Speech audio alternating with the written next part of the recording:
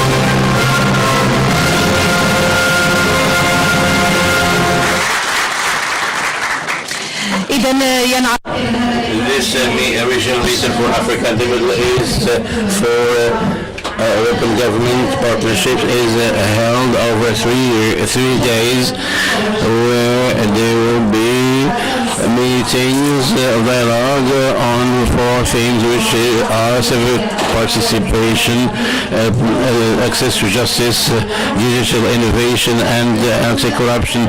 These are challenges taken up by Open Government Partnership Summit. Members of parliament, local leaders and governors, hundreds of civil society organizations to improve public services through anti-corruption, digital innovation, access to justice and civic participation. This event is an opportunity for us to learn from each other, exchange experiences and build new coalitions. Let's take a closer look at OGP and what OGP members, including the Kingdom of Morocco, have done in the past 10 years to push open government forward. إذن سامد OGP. OGP is Open Government Partnership, including 77 countries and more than 100 local governments and thousands of the civil society leaders. This partnership fits within a quest to have 3 principles: civic participation, accountability, and citizen engagement. Let's display this video for more explanations.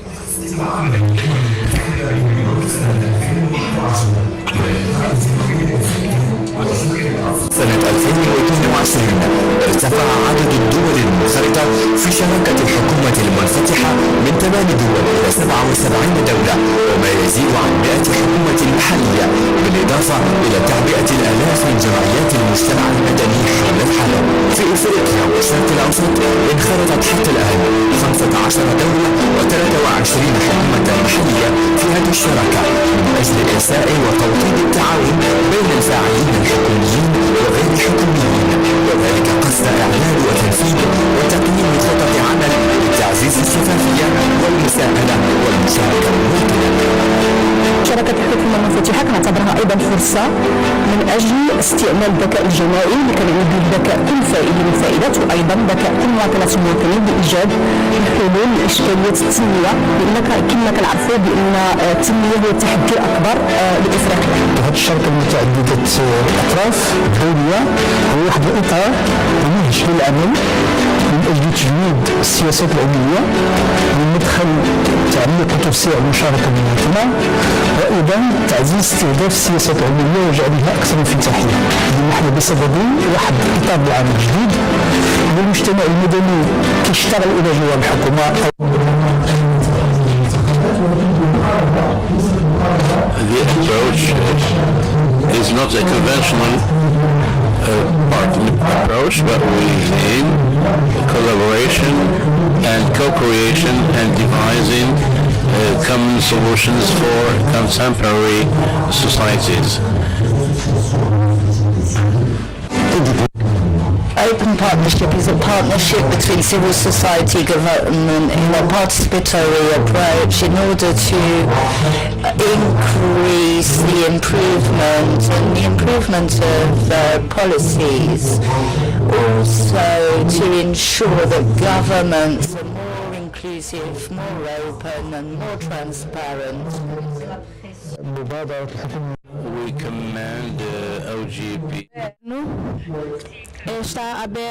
في هذه الفترة فترة انتدابنا من 2021 إلى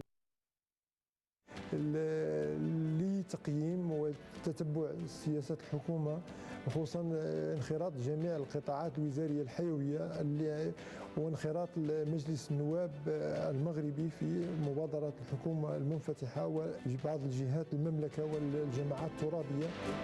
حقق أعضاء شراكة الحكومة المنفتحة إنجازات هامة خلال ال10 سنوات الأخيرة، حيث تم اعتماد ما يزيد عن 4000 التزاما في مجالات متعددة كالخدمات العمومية والشفافية والميزانية التشاركية والولوج إلى المعلومة. على الرغم من الدينامية الإيجابية التي انخرطت فيها هذه الدول، يبقى تكثيف الجهود ضروريا لتكريس آليات الانفتاح والمشاركة المواطنة، سعيا منها لإحداث نموذج للدولة المنفتحة وتكريسا لمسارها التنموي. انخرطت المملكة المغربية في ورش الحكومة المنفتحة بمختلف مؤسساتها، حكومة وبرلمانا وجماعات ترابية، من أجل جعل المواطن شريكا أساسيا في تدبير الشأن العام.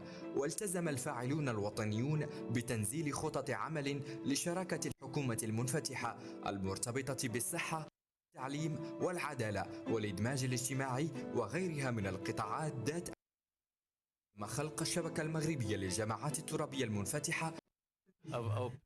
اليوم تعرف منطقة إفريقيا والشرق الأوسط تحديا كبيرا متعلقا بتنزيل إصلاحات ذات وقع إيجابي على المواطنات والمواطنين. معا كحكومات ومجتمع مدني يمكننا تنسيق الجهود من أجل وضع المواطن في صلب السياسات العمومية وتعزيز ثقته في الفعل العمومي. مرحبا بكم في مراكش المغرب، مرحبا بكم في اللقاء الجهوي لإفريقيا والشرق الأوسط لشراكة الحكومة المنفتحة، الذي يركز هذه السنة على الاستفادة من مناهج الحكومة المنفتحة لتعزيز تقديم الخدمات العمومية في المنطقة من خلال مكافحة الفساد والابتكار الرقمي والولوج إلى العدالة والمشاركة المواطنة. التنمية مسؤولية مشتركة، معا يمكننا بناء منطقة منفتحة ومزدهرة.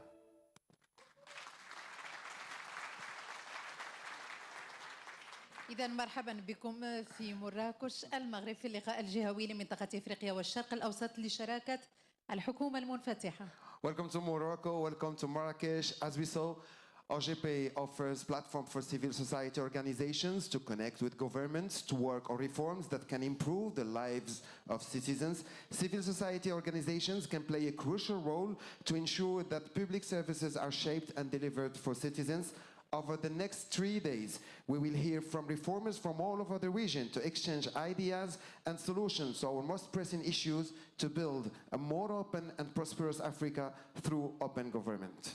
إذن هو لقاء سيستمر على مدى 3 أيام لتبادل التجارب والخبرات في هذا المجال داخل الشراكة من أجل حكومة منفتحة.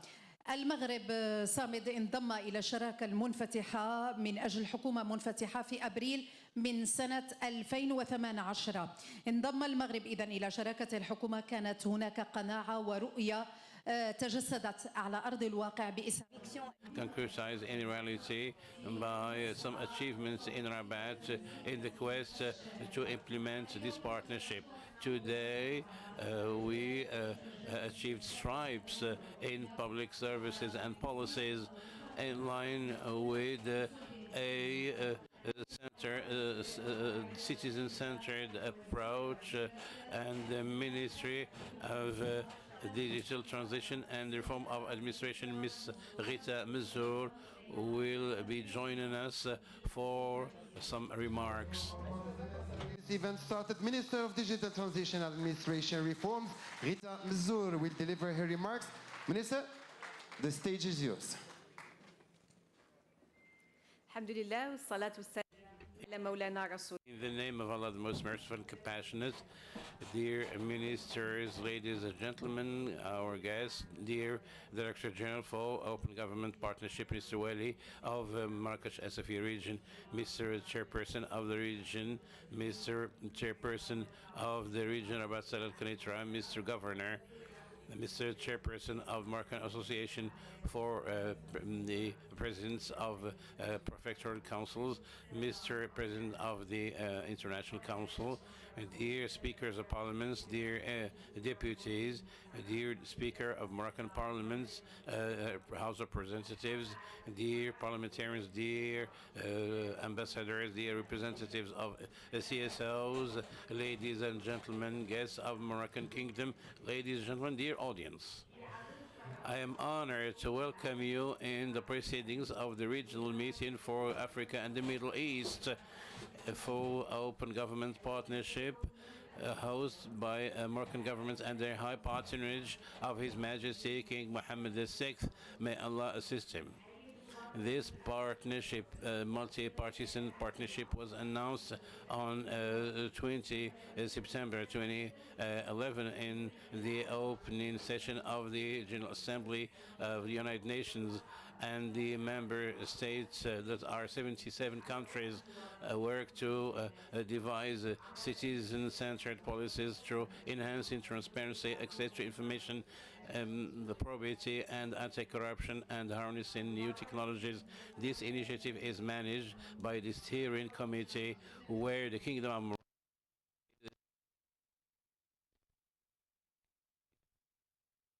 and North Africa.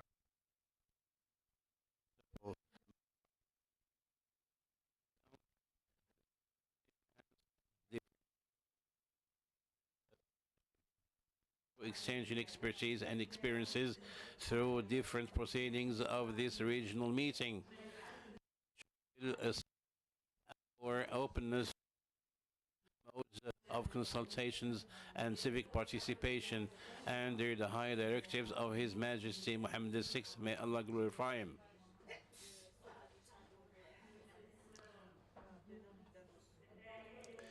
Who appeals to encourage all regional and international initiatives to enhance civic participation and moralize public affairs and anchor the principles of good governance, which are goals that fits within the Constitution, anchoring participatory democracy as a principle, a constitutional principle of Morocco. In Morocco, we are proud of the new development model, and that whose commission prepared an approach that is inclusive with a participatory dimension that appeals to civic participation as a pillar of representative and participatory democracy, a new developed model followed by Moroccans and for Moroccans to implement the high royal will that he expresses in his enthronement the speech, where he said the model that we seek is a pure Moroccan model, and the government of Morocco gave a special place for in its mandate 2021-2026. which will enhance civic participation and participatory creation for for plans of development in the territory. Ladies and gentlemen, the adoption of the law 3113 on right to access to information in March 2018 to fit within the principles of open government partnership in April of the same year. And since accession to this initiative, Morocco did all efforts for positive deployment in all its programs, and the National Action Plan of the Open Government for the year 2018-2020 was implemented by 84%, and the Ministry of Digital Transition and Reform of Administration announced the web space for civil society in our portal in December 2021.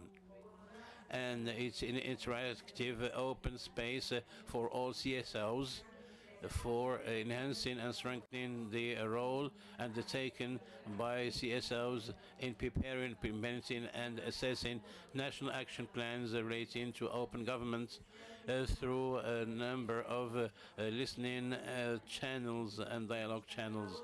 And we need to note that the House of Representatives is member of OGP. And besides the fact that the regions of Beni Mellal Khnifra and Tanja Tito and Husima acceded to the national program for open government partnership, and the region Tanja Tito and Husima was the first region in the Middle East and North Africa that acceded to this participatory program, and committed to go ahead in this initiative. We adopted the second National Action Plan 2021-2023 in July 2021. Was a national action plan including 22 pledges in transparency, quality of public services, civic participation, open justice, equality, inclusiveness, and open local governments. Ladies and gentlemen, the publication of administrative proceedings for the digitalization of this process fits within the second National Action Plan. Starting from this principle, we have a legal arsenal to advance and further digital services, including the Law 5519, as a charter of public services, enhancing access and exchange of information, and enhance the quality of public services for users, and Law 5519 relating to streamlining administrative proceedings, defining a number of general principles governing relationship between the user and public administration through innovation in communication and information. And our country has taken strides in digital transition, and the Digital Transition Agency is supporting more than 100 administration in terms of different softwares, and the Ministry of Justice launched many digital and online services touching upon the daily lives of citizens for the quest and the administration. And since this the goal enhancing the principle, the founding principles of OGP allow me to share our experiences. We are working on drafting national strategy for digital transition to speed up this process and enhance these services so that we'll be a regional hub in the matter. We held many meetings with players in digitization, and so that we will have comprehensive wholesale vision, and we listen to citizens, men and women, and collect and gather the opinions and feedback to appraise them, to engage them in the drafting of this strategy. These are the participatory meetings, including different regions of the kingdom, engaging men and women in many categories and classes to meet their expectations and ambitions. Ladies and gentlemen, this encounter, this meeting, which will be held over 3 days, and the side meetings and exchange of expertise is an opportunity to exchange the main challenges that our country encounters in implementing public policies and anchoring the principles of good governance. This is another opportunity for our kingdom to harness experiences of other countries so that we can anchor the assets and catch up with shortages and work on more efficiency in engaging citizens in drafting public policies. And by hosting this meeting, Morocco is reiterating our permanent commitment and the pledge to enhance the development of our continent and the region and the prosperity of our citizens. And this is very important for Morocco because we are active in the international quest for development of populations of the world. And our country will host in this matter in October of next year the annual meetings of the World Bank and the IMF Open Morocco 2023, which will be a moment for finances over the world, gathering ministries of finance and governance of central banks of member countries in these two institutions, which are 189 countries, besides representatives of public, private sectors, NGOs, and academia. This choice will enhance the image of Morocco as a stable country characterized by openness and tolerance and dynamism, which is witness to what we achieved during the last 2 decades, socially, democratically, and economically. To conclude my remarks, I'd like to take stock of the efforts of the hidden soldiers that guarantee the success of this meeting and our partners, hoping that the results will be a value added for our country, Middle East and Africa. Hoping for your good stay in Marrakesh, and thank you for listening. شكرا سيد الوزير. Thank you, Mrs. Minister Rita Mazzour, Minister of Digital Transition and Administration Reform. The head of government could not make it to Marrakesh for some, of course, commitments inside the government.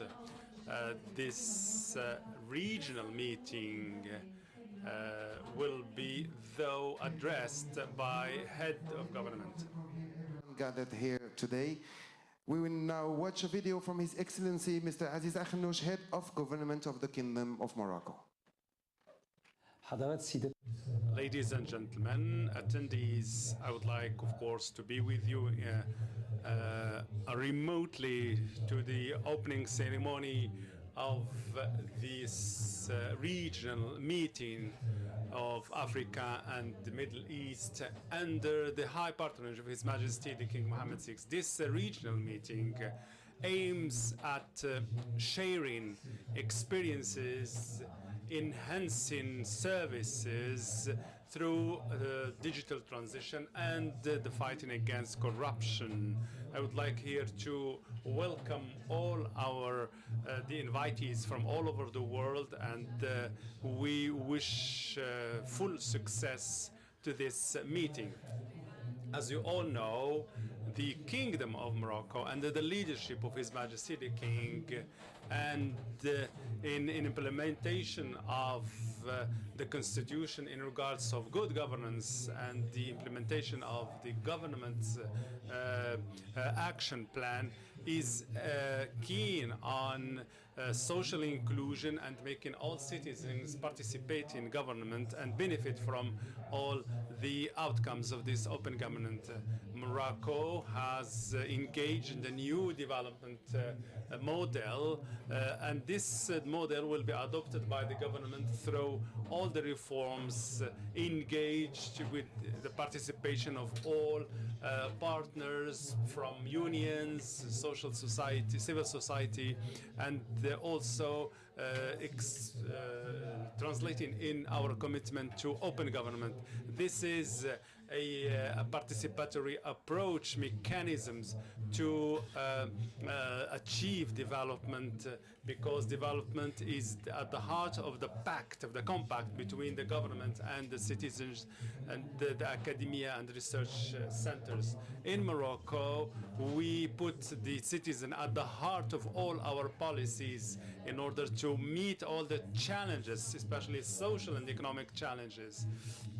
And this, of course, will lead to responding to the needs of the citizen and to the promotion and enhancement of our government mechanisms and strengthening trust between the government and the citizens. The participation of citizens in consultation and dialogue in terms of public policy is the best way to speed up development and growth, especially in the territories of the kingdom, because it's up to them to express their needs locally and then have an impact on the national policies. Open government, of course, is based on transparency, national participation, digital transition, and these principles are not strange to all the things we are doing in Morocco,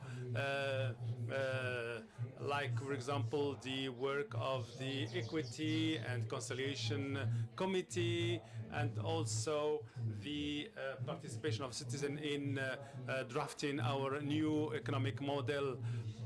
Morocco is member of this OGP since April 2018, and since then all Moroccan administrations are participating in order to put in place action plans to enhance transparency, accountability, and we would like, of course, to be working in all Moroccan administrations to build the strategy of open government. We consider this regional meeting for Africa and Middle East as an historic moment in order to enhance partnership and cooperation between the countries of the region, to create and strengthen regional networks to share the best practices. It is a call for all African and Middle East countries to mobilize and to participate in open government, of course, in accordance with the speech of His Majesty the King in Nouakchott, Mauritania, in which he addressed the heads of states of the African countries, telling them that we need to work all together at the level of governments in order to make the citizens participate in governance. We need all to work together collectively at the international and regional levels. Morocco is committed to the success of this civilizational endeavor by sharing its experience with all partners and participants, and make them know all our initiatives and action plans and policies that aim at strengthening networking, at the South-South networking, and for the benefit of our citizens. I would like here to thank all the stakeholders of this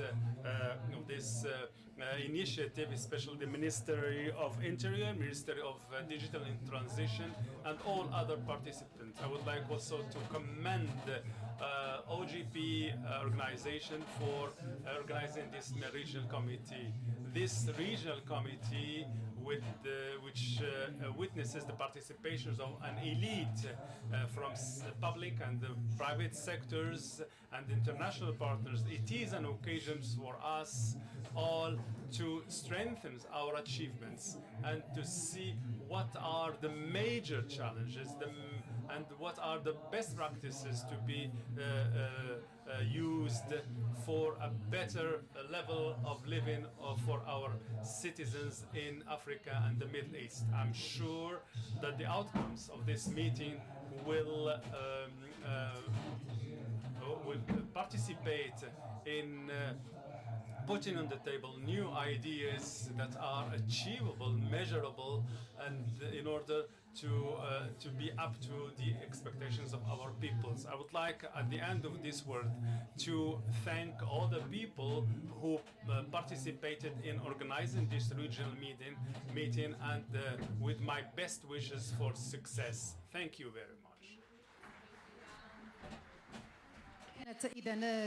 So that was an address from the head of government who stressed the fact that Morocco is committed to open government partnership, and of course we will see that during the discussions of these 3 days in order to consolidate open government.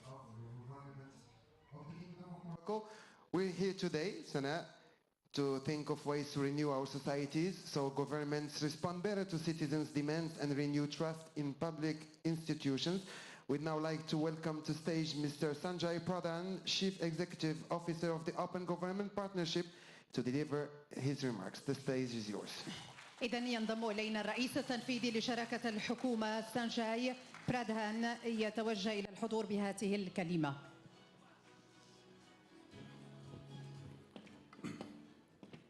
Good morning, bonjour, dear excellencies and friends.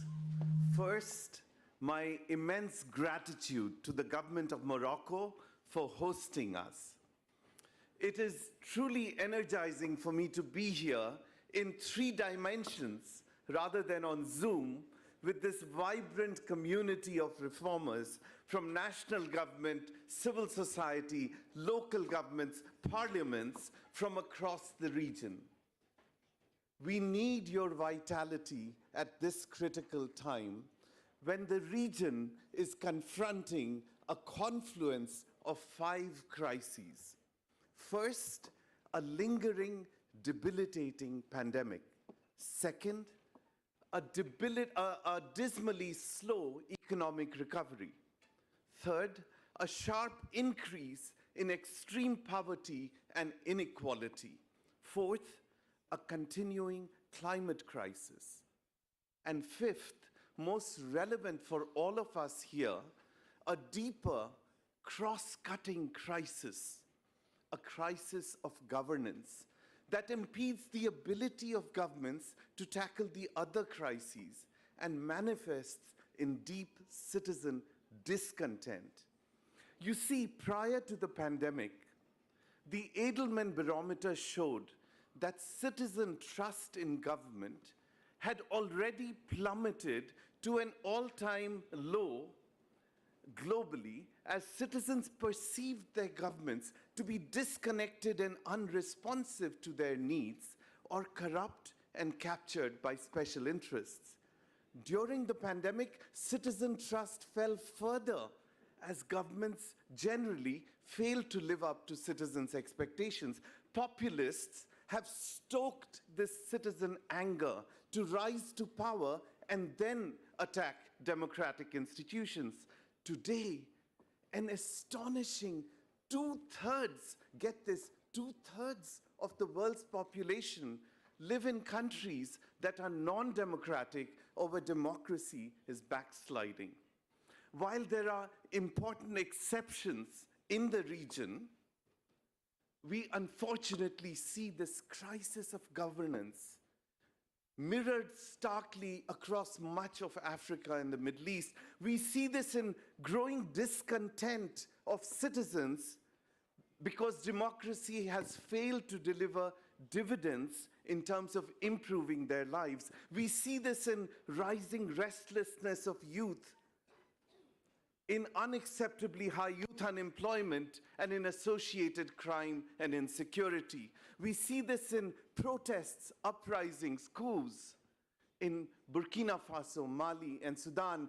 We see this in elections becoming mere springboards for leaders to rise to power who, once they are elected, extend their term and then attack democratic institutions. We see this in Afrobarometer data from 34 African countries, which show that only a minority of Africans feel that elections produce accountable leadership. We see this in electoral fatigue in Africa. 30 years ago, people were enthusiastic about voting for new leaders who they hoped would improve their lives. Today, they feel that they did get the right to select new leaders, but they did not get better or different outcomes. In other words, they got choiceless democracies.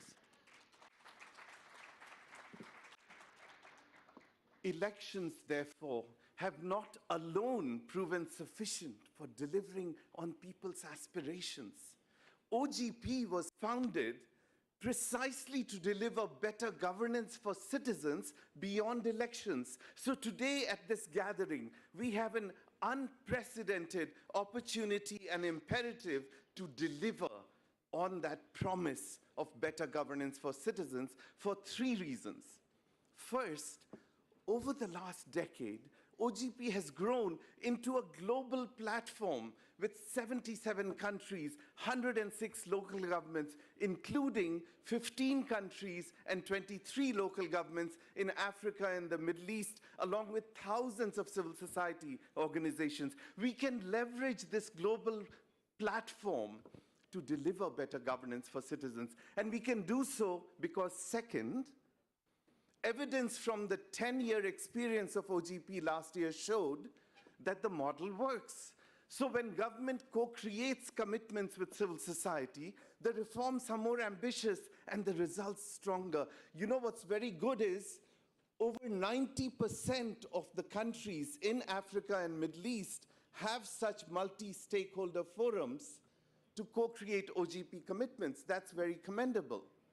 And third, the independent reporting mechanism has assessed that over the last decade, literally hundreds of ambitious OGP reforms have indeed made governments significantly more transparent, participatory, accountable for citizens, thereby empowering citizens to shape and oversee their governments every day, not just once in a few years when they cast their vote. We call this democracy beyond the ballot box. But the stark reality is also that these reforms are too few and far between. So they just don't add up. So my call to collective action for all of us gathered here is to join together to scale up 5 clusters of ambitious reforms that can deliver better governance for citizens. And together, these 5 clusters of reforms can help tackle the crises of democracy, economy, inequality, and climate. So first cluster of reforms that we need to scale up: open contracts, open budgets, open company ownership that credibly combat corruption. In Ukraine, prior to the war, to combat the capture of the procurement process by powerful oligarchs, OGP reformers disclosed previously opaque contracts as open data, resulting in 80% of businesses reporting reduced corruption, 50% new businesses bidding for contracts, and fiscal savings of $1 billion. Right here in Africa and the Middle East, most OGP members have committed to open contracts, but only 2 have produced strong early results. The Panama Papers unmasked staggering stolen assets stashed in anonymous companies. Today, 30 OGP countries, including Kenya, Nigeria, and Slovakia, are advancing beneficial ownership transparency to end anonymous companies. You see, open contracts and open company ownership can level the playing field for businesses and spur investment and economic activity. During the pandemic, governments mobilized massive COVID-19 stimulus packages, but corruption also proliferated. Open budgets are vital for building citizen trust in this context. Nigeria's State Minister of Finance, Clem Akbar, right here, give him a round of applause, convened an OGP roundtable with civil society donors and the Auditor General to monitor COVID-19 stimulus and take corrective action. On the part of civil society, the CTAP coalition across 7 African countries is mobilizing citizens to monitor the money, to follow the money and demand accountability. Given spiraling debt levels, we also need greater debt transparency, as Ghana and Sierra Leone have instituted through OGP. Second cluster, empower citizens to shape public services, which is the theme of this conference, that impact their lives. Ghana's Shama municipality, represented right here, is enhancing citizen participation in the planning and implementing of development projects. In Kaduna, Nigeria, also represented here, when an audit found a health clinic which was paid by the budget but only existed on paper, it was a ghost clinic, the budget director partnered with citizens to become the eyes and ears of government to upload photos and feedback using a mobile phone, which resulted in a record completion of health clinics. In Panama and Ecuador in the Americas, reformers are empowering citizens, including those most vulnerable to climate change, to shape ambitious climate actions. Let us together scale up such OGP reforms, including at the local level, such as through Morocco's network of open local governments announced by the minister just now, which can scale up ambitious reforms that empower citizens to shape public services and simultaneously ensure that government responds to citizen feedback. Third cluster, empower historically marginalized people to fight inequality through Côte d'Ivoire's, and Côte d'Ivoire is also represented here, participatory budgeting. Women's groups are setting budget priorities and funding projects that respond to their needs. Kenya, represented here, has required that 30% of procurement contracts are awarded to women, youth, and persons of disability. Jordan, represented here, is enhancing youth participation in shaping its national youth strategy. Let us scale up such reforms that build more inclusive societies. Fourth cluster, leverage digital technology as a huge enabler, accelerator of open government and direct citizen engagement. This, for instance, is a key pillar of the Moroccan government's new upcoming digital strategy, as the minister just announced. You know, OGP reformers are also tackling digital threats, such as the insidious spread of disinformation online, by regulating online political ads in the Netherlands, or improving the transparency of public algorithms used to deliver services in Canada. Fifth, protect civic space, without which open government simply doesn't work. Sadly, across Africa's 49 countries, 88% are classified as closed, repressed, or obstructed in civic space. Through OGP, we must advance commitments that instead protect civic space, that protect our basic ability to freely speak, associate, and assemble. Such as in Nigeria, where in the aftermath of the NSARS protests against police brutality, reformers and activists leveraged OGP to improve the oversight of the police. To advance these 5 clusters of reforms that I've shared, we must forge stronger and broader coalitions. We must begin by reinvigorating our own OGP community right here in Marrakesh.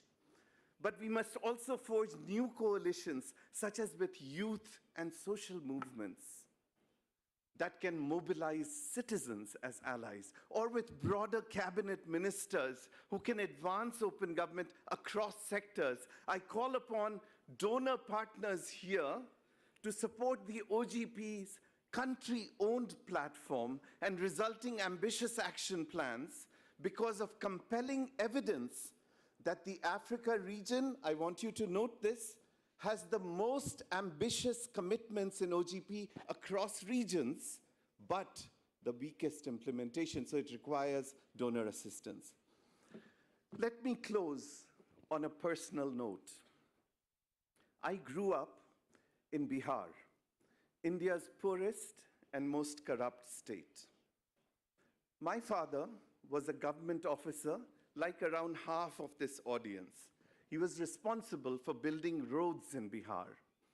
Growing up, I saw abject poverty, where the poor were robbed of even the most basic public services, which is the theme of the conference, while corrupt elites looted the state behind closed doors.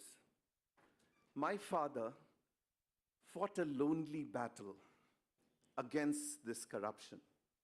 He fought for open government, even though the term did not exist then, by insisting on awarding road contracts through open tender, even though he was viciously attacked and threatened by powerful forces.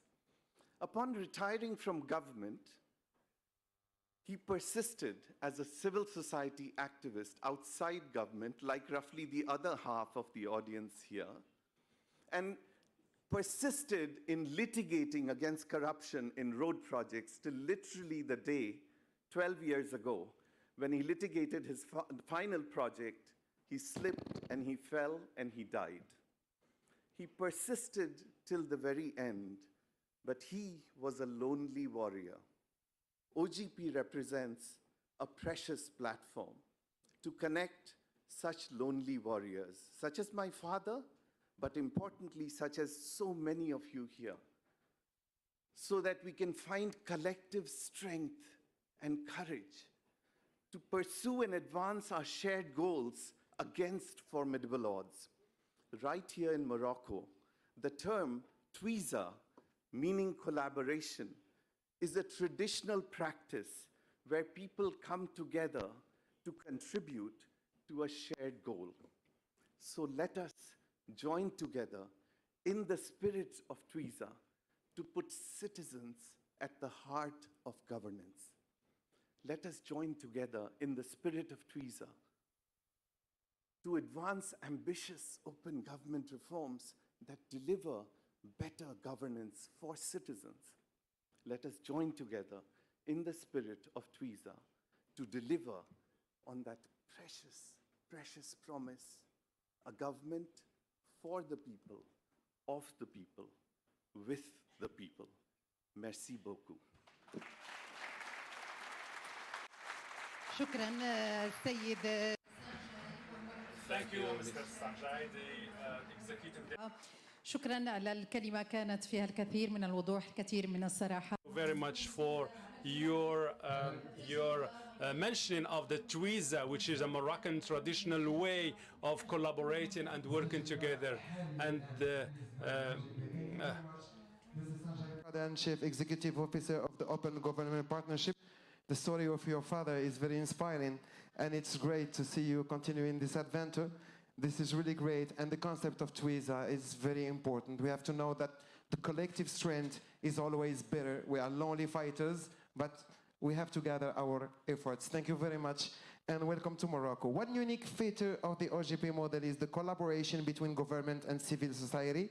To highlight this collaboration, we would like to invite Stephanie Mouchai, member of the OGP Steering Committee. Ms. Mouchai, the floor is yours. إذن ستيفاني موشاي على لجنة القيادة. Stephanie Mouchai for the Steering Committee of OGP, delivering her opening remarks.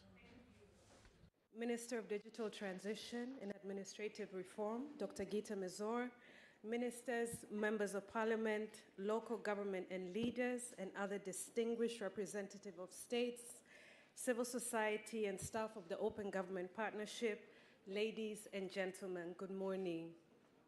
Good morning. I'm very pleased this morning to have the opportunity to address this regional gathering of champions, reformers, and colleagues. Thank you so much to our host, the Kingdom of Morocco. Let me begin with the acknowledgements and kudos of our way of working and the partnership. Thousands of dedicated civil society across the continent who are represented here today have worked passionately and tirelessly alongside governments towards the open government agenda. Civil society acknowledges that the Open Government Partnership co-creation model is most unique and robust in putting both government and civil society reformers on the same table to co-create and implement country reforms of any other multilateral initiative. In our host country, the Kingdom of Morocco, we have heard of the various achievements this morning, and we'd just like to highlight one more. Morocco's civil society have advocated for 10 years for the passage of the volunteer law, and together with government, this has became a commitment in the country's second action plan and is now passed and adopted. So congratulations on this achievement. Indeed, in all other regional member countries of the OGP, my own country, Kenya, having some good examples, civil society celebrate wide-ranging reforms in various thematic areas, enabling frameworks, tech and innovation, as well as shifts in the culture of doing government that are working for the public good. As we reflect on the progress in the region, we also reflect on the challenges, the shortcomings, and the lessons that we have learned over the last 10 years of open government efforts. The civic space is a key one, as mentioned by Sanjay. It is such a critical space for civil society and other civic actors, including the public, to exercise democratic freedoms such as freedom of expression, media freedoms, freedom of information, association, and assembly, including the right to dissent as well as to dialogue. This civic space is both physical, that is offline, as well as online through various platforms of social media and digital media engagement. Civic space deteriorations in the region have been documented over several years. However, since 2020, when the global crisis of the pandemic took over the nations, these deteriorations have heightened and the region has heaved under the excessive, sometimes lethal, force against protesters, escalating harassment, arbitrary detention and killing of human rights and environmental defenders, seeing whistleblowers exposing fraudulent use of COVID procurement funds assassinated, use of unlawful surveillance, internet shutdowns, and many other forms of oppression of the civic space. Those responsible for these violations, both state and non-state groups, are rarely held to account for the space, the civic actors, and their families. The values and objectives of this partnership cannot be meaningfully promoted and implemented while the civic space remains closed, repressed, or dangerous for the reformers that you see here today and others that are not with us. This needs to be a priority that member countries will take up to open and champion civic space in the region. Let OGP member countries be the leading nations when good examples of civic space are shared. Let us commit to ensure that both offline and online civic space concerns are addressed. As we reflect as civil society, these are three practical things that we believe that governments can commit to today, and these will really push the space for open government reforms in the continent and in the region. The first one is increasing political visibility and will. This includes management of political transitions at both national and local level to preserve the gains achieved under various administration and ensuring seamless continuity. In most countries, political transitions mean either the transfer or departure of open government champions and reformers. This often means that the institutional knowledge and progress that the open government reformers in the room are known for end up watered down or that they need to be built again. In some countries, the issue is that political visibility for OGP is only with the office or the agency that is tasked with OGP oversight. This not only causes some level of regression, but it also means that less time is spent building on the work that the reformers have already labored tirelessly for these gains, and that the potential to build a more ambitious, robust commitments and implementation that Sanjay mentioned is severely hampered in the time that it takes to build back the political will and the visibility. In order to do this, several proposals have been made for consideration by governments, such as implementing domestic open government frameworks, putting in place performance mechanism, institutionalizing parliamentary committees for OGP and national secretariats, having dedicated high-level technical persons for each action plan commitment to ensure both political support and technical implementation. And lastly, strong concrete showcases for open government. The proof, after all, is in the eating of the pudding, as they say. The second area that will push the needle for countries on open government reforms is the commitment of state funds for these reforms. Financing of open government reforms has been flagged as a big area of weakness for achievement of both national and local commitments.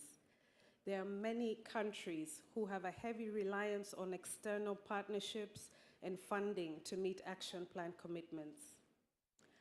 While the challenges of this global season that are upon us are real and they are constraining for many governments, we want to underscore that open government commitments are key to meeting all the demands of the pandemic response and recovery, be it in delivery of public goods and services, addressing economic inequalities, or measures for access to justice.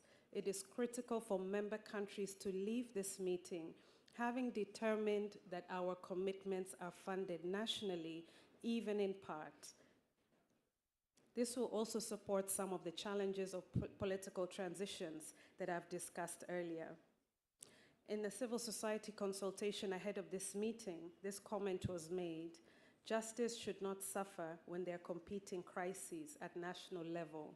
I very much agree and would say that open government approaches should not suffer in the name of competing priorities, but rather should be embedded and prioritized within the approaches to mitigate issues of public interest.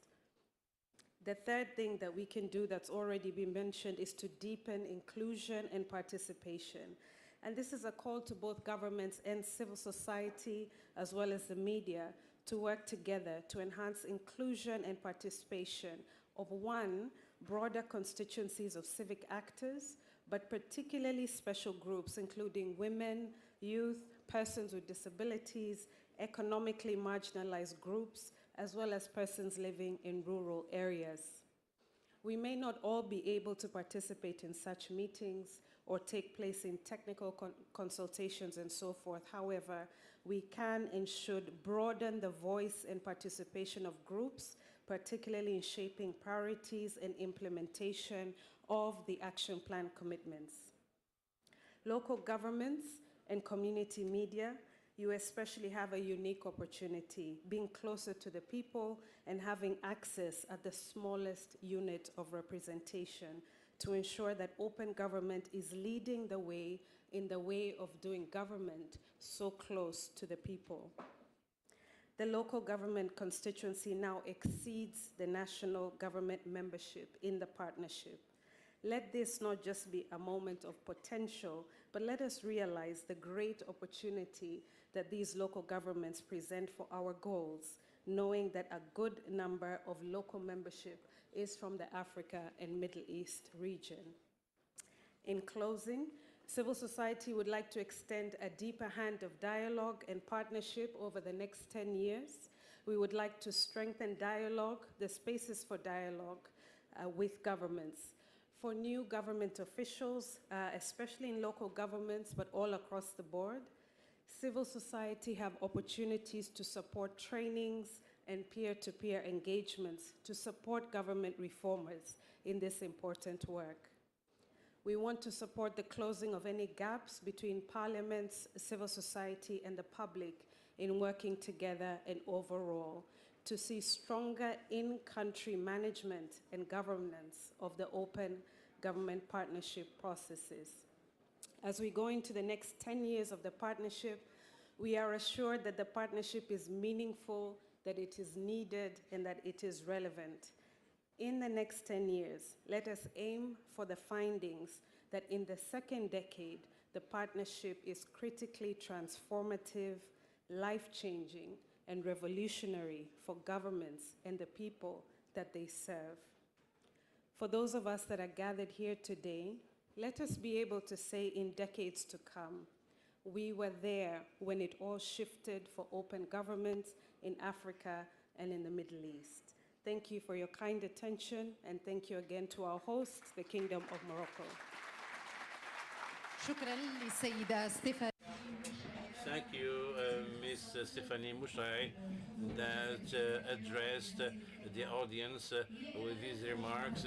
These are great orientations and shared beliefs by 77 states believing in the philosophy and approach of open governance. Summit team Khayal Adil or team the band of shade reflected this in a creative pool.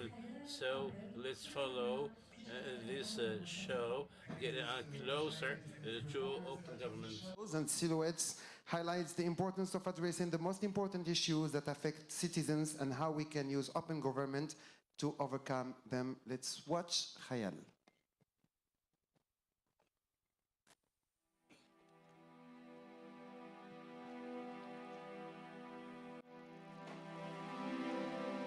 كيف يمكننا مواجهة تحدي؟ How can we take up the contemporary challenges?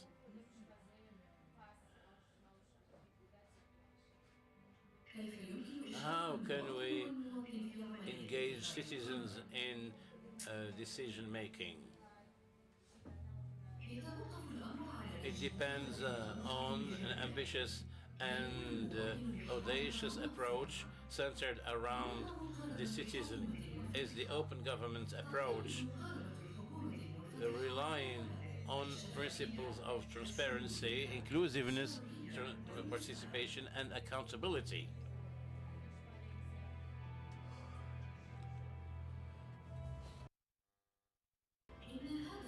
The goal that the governments need to achieve is to work with citizens, men and women,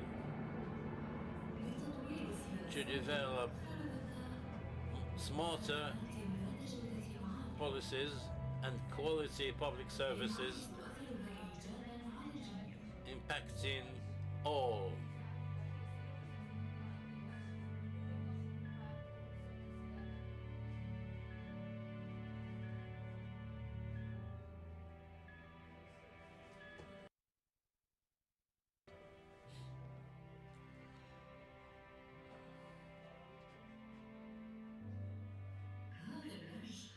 This method enables the citizen to know how to make decisions, enabling them to hold accountable decision makers. In adopting open budgets and procurements enables us to fight corruption. Equal access to the justice and anchoring the right to have access to information, mainly for more vulnerable categories, empowers us to enhance and further transparency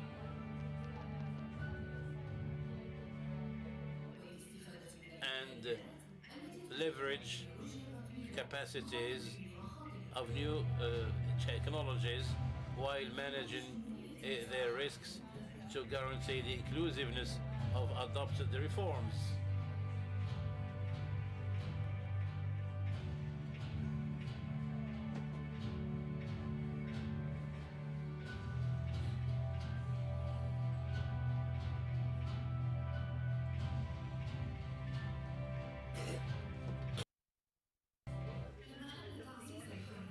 furthering basic and fundamental freedoms, guarantees to citizens to express their needs and their concerns securely, enabling them to actively participate in managing public affairs. Open government partnerships enable reformers a platform for co-creation for solutions and monitor the implementation and a space for exchange of best practices across the world. And so that this project succeeds, we need more reformers from governments and administrations and from outside partners to devise ambitious solutions, and from partners around the world to support these efforts. We need you. Join us to build a better world and more open.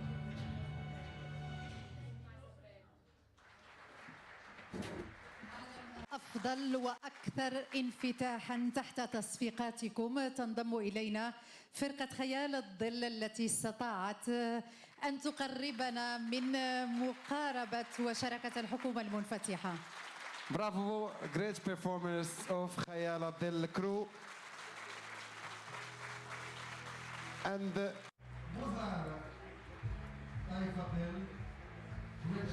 معنا مجموعة خيال الظل الذين قدموا أداء مميزا لشرح مفهوم الحكومة المنفتحة، وكانوا يمثلون المغرب وقد أدوا أداء باهرا. فرقة تعرف عليها الجمهور العربي عبر برنامج اكتشاف المواهب Arab Got Talent. بعد ذلك قامت الفرقة بعروض مبهرة في مواعيد عالمية. تبارك الله عليكم مرة أخرى خيال الظل. we can give them a round of applause again. Thank you very much for being with us. تصفيق للمجموعة مجموعة خيال الظل. اللقاء الجهوي لمنطقة إفريقيا والشرق الأوسط لشراكة الحكومة المنفتحة. اليوم صمد 7 حكومات محلية من 3 دول هي أعضاء في الشراكة تنضم إلى شراكة الحكومة المنفتحة. البلدان ال3 هي غانا، تونس، المغرب، هي بلدان أعضاء في الشراكة، واليوم 7 حكومات محلية تنضم وتوقع على هذه الشراكة. This year, OGP also welcomed 30 new local members, 7 of which are from إذن 7 حكومات محلية من أفريقيا والشرق الأوسط من 3 دول نرحب بها في هذه الشراكة، ولأجل أن يكون هناك حكومة أكثر انفتاحا وأكثر مسؤولية. باسم مجموعة الOGP نرحب ببلدية تطوان وجهات من الخفرة، من غانا كيلو ساوث ميونيسيبال أسامبلي، تاكوا أسامبلي، وبلدية واسا منفي، ومن تونس جماعة قرطاج. إذن لنصفق على هذه الحكومات المحلية ال7 محلية في البلدان ال3 غانا، تونس. 7 local government from Ghana, Tunisia, Morocco will join the OGP partnership, and as was said during the voice of the civil society is so strong and we need to listen to it.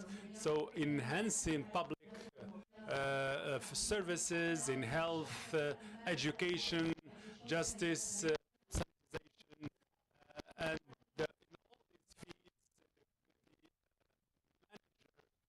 the manager need to listen to civil society, and the civil society will be here with us in this opening ceremony. Side chat. Public services like health, education and water are not only critical to people's lives, but also provide a space for citizens and governments to interact. This panel, moderated by Aidan Iyakuzi, Executive Director of Twaweza East Africa, will explore how public service delivery can be improved for citizens through open governance approaches and how we can deliver services inclusively and equitably. Please welcome to the stage Mr. Aidan Iyakuzi, Executive Director of Twaweza East Africa, Ms. Barbara Schreiner, Executive Director, Water Integrity Network, Corey, legal advisor at the Executive The Deputy President, and Ms. Samira El Bauchi, Director of Femme Bledi Development and Tourism. Thank you for being with us today. إذن الحوار سينطلق الآن في هذه الجلسة الافتتاحية. نتابع هذا الحوار. This is the last part of this great show. I can call it like this. 45 minutes for you, Mr. Thank you. Thank you. Good luck. You guys are doing a great job. Please, a hand of applause for this young man and the lady. You didn't even introduce yourself. Nice What's to your meet you. name? We were together on TV. She's very brilliant. She's the hard worker. I'm the lazy guy. Yes. But it works. You don't look lazy. Thank you very much. Thank you. And before I sit down with this distinguished panel, I also want to invite you to give a hand of applause to the interpreters at the back. You know, we always forget them, but they make sure we understand what is going on here. So to the interpreters, thank you. Merci. Wow.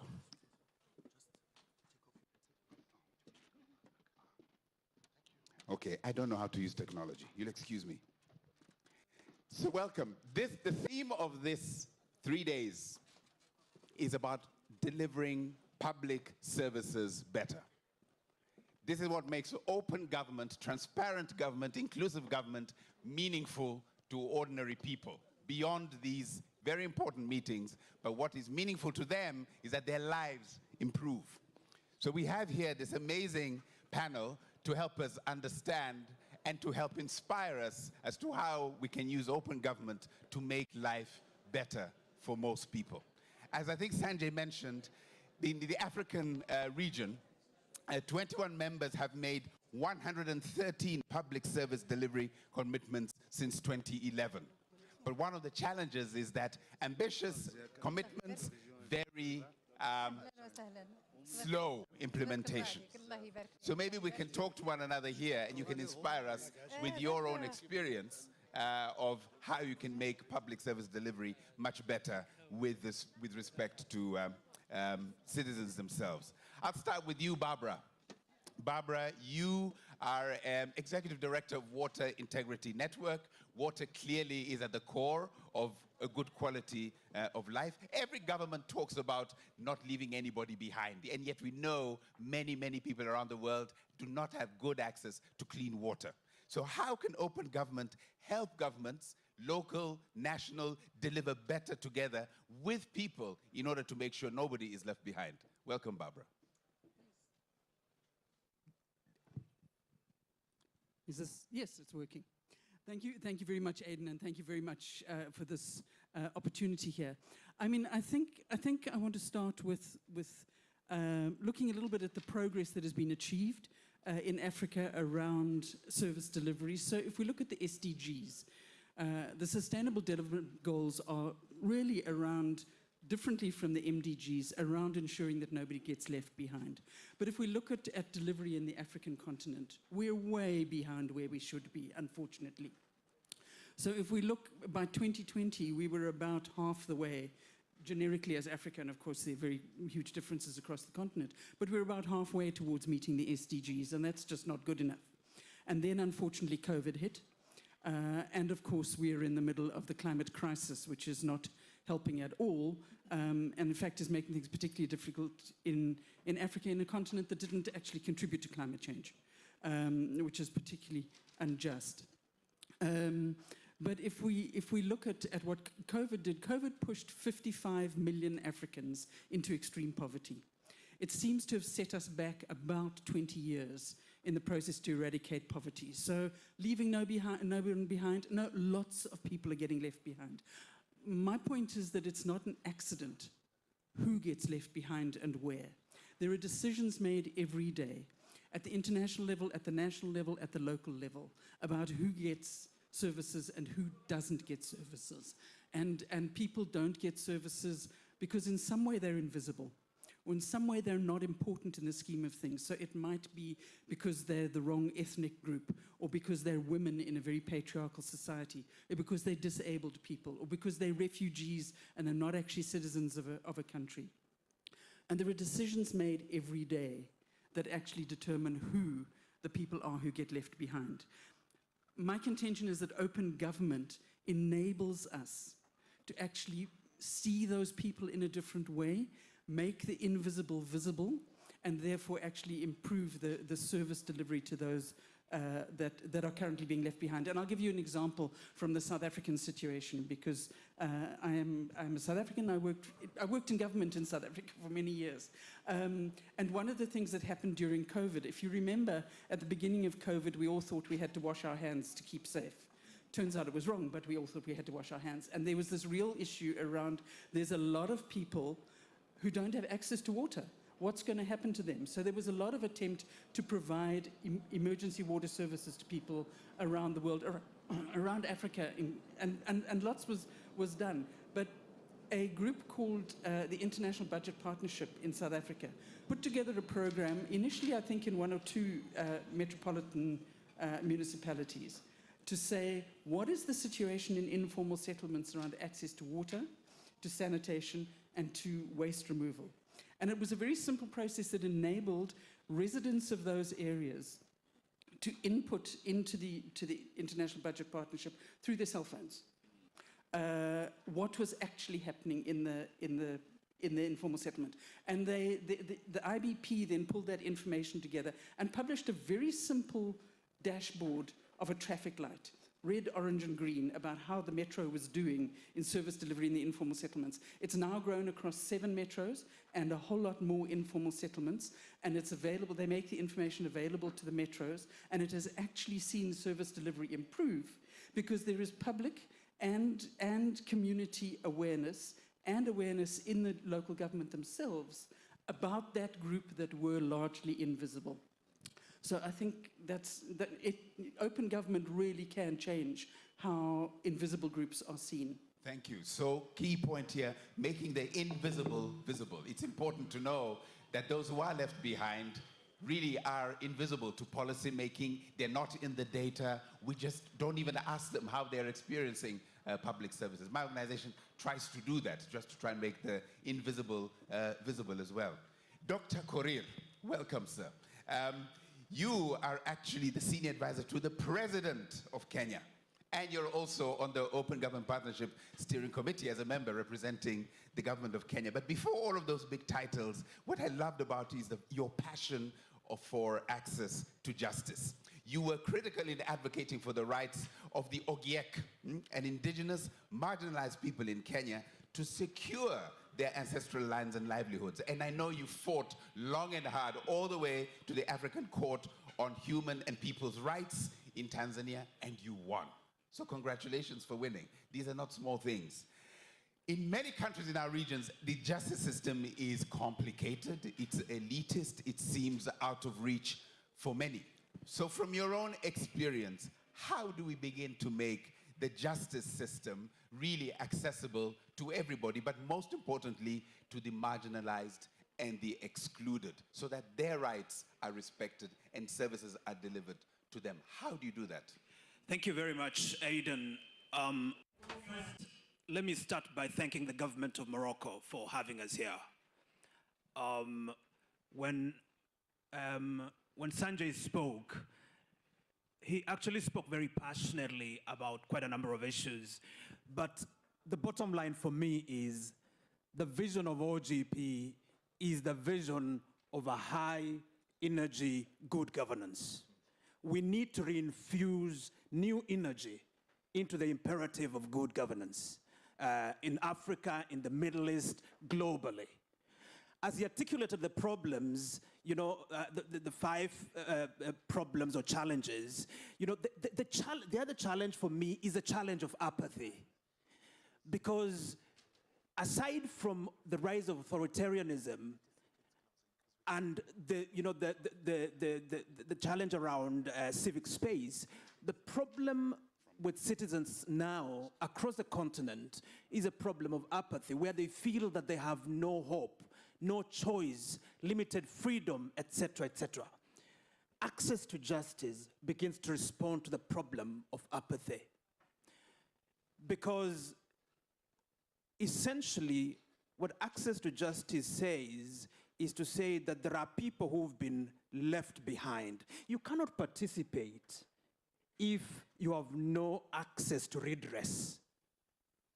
you cannot even begin to be a citizen. You're almost outside a system if you have no access to justice. And so being able to reconceptualize justice as inclusion is one of the ways in which we can be able to do that. And so access to justice is made difficult for indigents particularly, for two reasons. Number one is the challenge of financing. The cost of accessing justice is too high. And it's not just a direct cost, it's the indirect costs associated with the fact that justice takes too long to be delivered. Poor people come to court once, the second time they give up, even if they were seeking a very basic form of redress. Take the case that you referenced, for example, the Ogia case. You're talking about a whole community that has been dispossessed of its land, fighting for its rights over a 15-year period. Very few communities can do that, And they begin to enter a place of either apathy or resentment. And beyond resentment, it can actually, if well mobilized, it can become a force that threatens the state, okay? And so, as government, we need to do more to have a very clear strategy around access to justice. Kenya government, for example, has prioritized now the issue of access to justice. The judiciary of the Republic of Kenya, at the level of the Chief Justice, has an access to justice strategy that seeks to address the bottlenecks for accessing justice, especially on the part of marginalized communities, on the part of indigent people, population in informal settlements, addressing, cost constraints, digitizing court records, facilitating virtual hearings and virtual courts and virtual proceedings, making proceedings available online, among others. And this has been made possible because across government in Kenya, we are promoting a culture of openness. We have our parliamentarians here. Parliamentary proceedings are beginning to become open, not just at the level of the whole house, but at the level of committees, so that what is going on at committees in terms of oversight of the use by the executive of national resources, can be plugged into, into citizens. So citizens are aware about what is going on in government. And so I think in a nutshell, the point to be made is that access to justice is relevant to this open government conversation, to me, to the extent that it brings to the center communities and persons who hitherto would be completely outside, okay, and therefore facilitates their inclusion and their visibility, just to hack to, what my sister said. Thank you very much. Thank you, Korir. I like the fact that you say, using digital actually to make it more accessible to people, less expensive. They can see the court proceedings, they have access to the documents, and so therefore it reduces the costs and enhances their access to it. Thank you. And apathy really is dangerous. Apathy, resentment, and you get conflict at the other end of that. Madame Samia El Bauchi. I like your name because it's the first name of my president, President Samia in Tanzania. You are president of Femme Bloody. Yes? So I want to ask you, one of the things that the pandemic revealed was deep inequalities in society. And the people who really were burdened even more and left even further behind are women and girls. Drawing on your expertise, how can we make sure that women and girls become the center of public policies and services? How do we do that using open government approaches? شكرا. أكيد أن النساء. Thank you very much. For sure, women are the first victims of climate change and the pandemic. First of all, I will not explain the different discrimination stuff and the effects of that, but I will answer you through an example. If you want the women at the heart of policies, they should be all along the chain of decision making. So I'll give an example from Adawar, or a small village in the region where I live in, which is Sifro.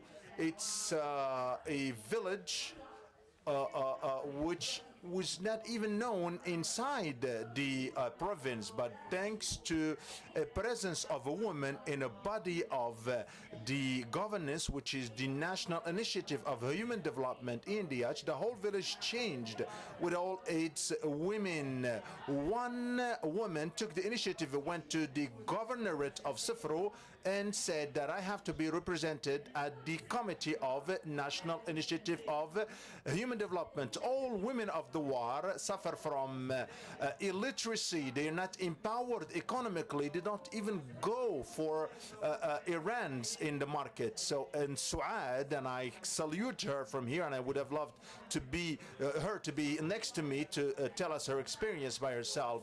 Suad was able to convey the voice of the women of its village to the decision makers. How did she do that? She proposed a project that interests the community, the local community, and the women of the community. This lady, thanks to the project of the National Initiative of Human Development, through her knowledge of the priority of women and the needs and how to convey their voices, she was able to empower them economically. Now they have an income. Now they have a bank account. Now they contribute in managing the house finances. I'm talking about the household finances. So they are now able, they are now aware, because they had a problem of minor marriages. Those young women were married.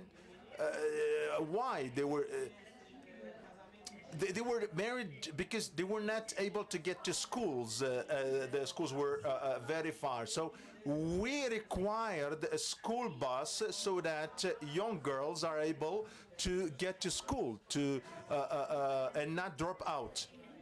This lady who was in the decision-making position and at the body of governance was able to shed light on that village, because all the responsible officials wanted to come to see the success story. So the commune or the local government really paved the way to do the work. And after that, everyone was actually, so they were able, of course, to get partnerships with other bodies. So they were able, of course, to have a project of milk distribution, and now they produce cheese and yogurt. So when a woman is at the decision-making position, when they are present in consultative bodies, when they have voices, because it's women who know their own needs and their priorities. When a woman is at the center, for sure, we will develop. No one could, of course, talk on behalf of women, but not any women, of course. Women who are full of feminism, who really defend women's rights when they are at the heart of decision-making, for sure. We will again be at the heart of local policies, and I think that among the principles of OGP is the citizen participation. We should think of gender and women and all the principles of OGP, so that women are present in public policies in general. Thank you. I hope that I was able to answer your question. Such concrete examples. If you want to solve a problem, ask the person who's experiencing the problem. That woman at the core of governance made such a big difference. And what I particularly love is to try and reduce the early childhood marriage, girls' marriage. Bring a school bus. You know, very simple solution, right? A school bus. And it's fantastic to hear these very practical examples of how including people can improve public service delivery. Now, that was just a taste and a teaser. They're here all week, aren't you? Yes. So you can ask them for details on their various initiatives. So I'm going to just give you 30 seconds each. If you were to leave us one thing, 30 seconds, I'm told you have to leave. One thing for us to remember, right? From your experience, for us to carry or to interrogate further, what would that be? Barbara, then Korir, and then we'll come back to Madam President Samia. 30 seconds is a challenge, but first let me say, viva the women of Africa. Exactly. They really can make a difference. And on that point, I want to make one point around how we deal with corruption. Because through this whole question of open government, if we don't deal with corruption, we're never going to get the service delivery we need. All the evidence shows that if you bring women into the decision-making process, the level of corruption goes down. Enough said. Bring women into positions of decision-making and see your corruption levels go down. Got that? That is a tweetable quote. Korir, the challenge is yours now. I think we need to disabuse ourselves of the notion that government alone can address the complex competing challenges facing our world today. Wow. Government requires collaboration.